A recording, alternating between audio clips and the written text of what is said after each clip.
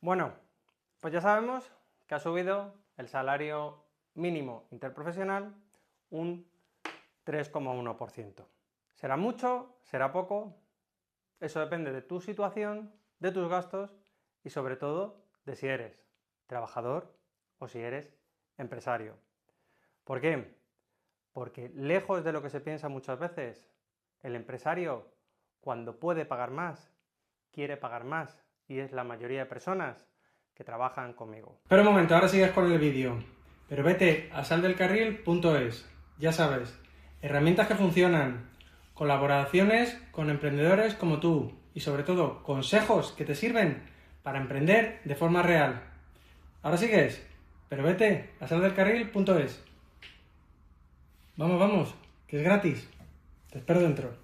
Porque cuando hablamos de una subida del 3,1% y el salario mínimo interprofesional se queda en 1.221 euros brutos en 14 pagas, lo primero que tenemos que preguntarnos es mirar alrededor y decir, ¿cuánta gente conoces tú a día de hoy? No lo que te cuentan en la tele, no lo que te cuentan los medios, sino que conozcas tú que gane el salario mínimo interprofesional. Pues mira, yo te diré que hoy día conozco a bastante gente que está en ese sueldo, en ese salario mínimo interprofesional.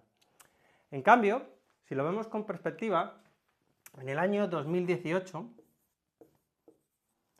teníamos un salario mínimo interprofesional que rondaba algo menos de los 800 euros, ¿vale? 700 y pico, una cosa así. 2018, en torno a 800 euros. 2026, 1.221 euros. ¿Sabes qué porcentaje es ese?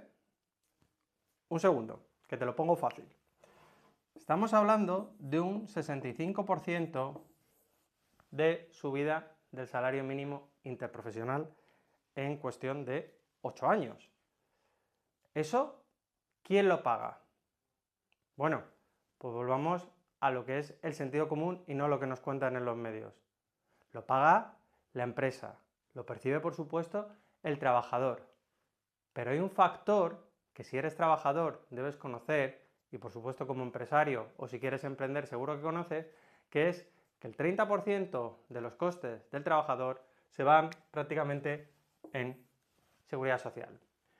Con la subida que estábamos hablando, de este 3,1%, unos 36 euros al mes, la empresa, el empresario, el autónomo con 1 o 2 trabajadores, tiene que asumir otros 11,10 euros adicionales para la subida de los trabajadores.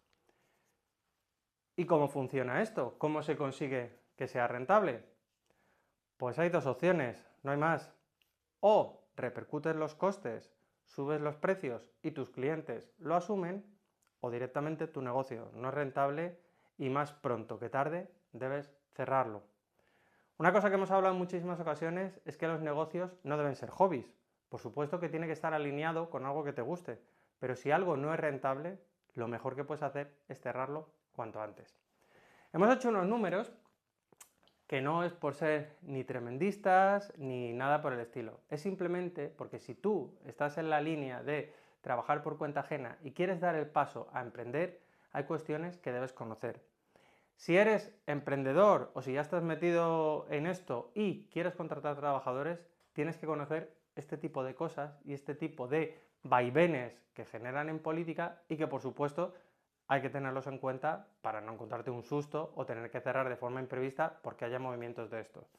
Vivimos en una época en la que hay muchísimos movimientos políticos, hay cierta incertidumbre a la gente a la hora de emprender y este tipo de cosas lo que te hacen y lo que te deben hacer pensar es que si tienes previsto un precio, debes tener un precio de tu servicio o de lo que comercialices, tienes que tener un margen o tienes que tener un criterio de seguridad para que en caso de que haya algún tipo de movimientos de estos que tiene toda la pinta de que va a ir año tras año, lo tengas en cuenta y lo puedas gestionar para lo dicho, para no tener que cerrar tu negocio, sobre todo si es rentable.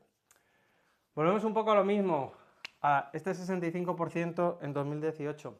Me gustaría terminar, de 2018 a 2026, me gustaría terminar con que hicieras esa reflexión. Si tú eres trabajador por cuenta ajena, ¿Te ha subido realmente el sueldo un 65%?